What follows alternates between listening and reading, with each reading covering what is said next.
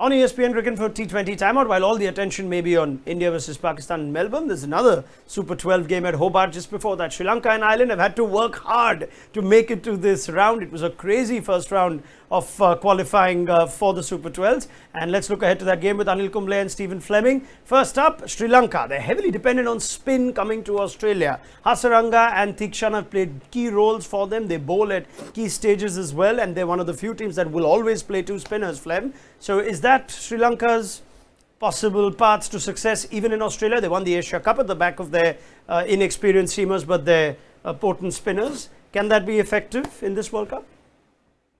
Yeah, it can, and they have to stay true to that. Sri Lanka have to stay true to what they are, and they showed in a series probably about 12 months ago they can be very competitive doing that. Both the spinners we talk about are very skilled at any stage of the innings, and I think they can be a real threat if they get conditions that do suit, and some Australian pitches can turn and become a little bit slow. They'll be a real threat, but if it's a nice surface, they're still good enough to compete, no doubt about it.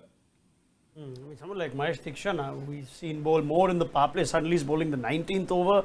Hasaranga's in the form of his life. Is this possibly a thing that could work? Yeah, it could work. I'm always surprised when a spinner is not even considered in the last 3 or 4 overs, because in the T20, I know Flem is sort of smiling, but in the T20 every over is a death over, and if you can consider a spinner to bowl in the power play, which is even more tougher because of the restrictions of the field, and Theekshana has showed that he can be a handful right at the end as well. So I think it's a matchup.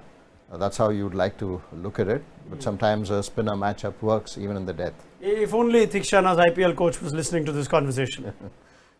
If only he would listen, that's right.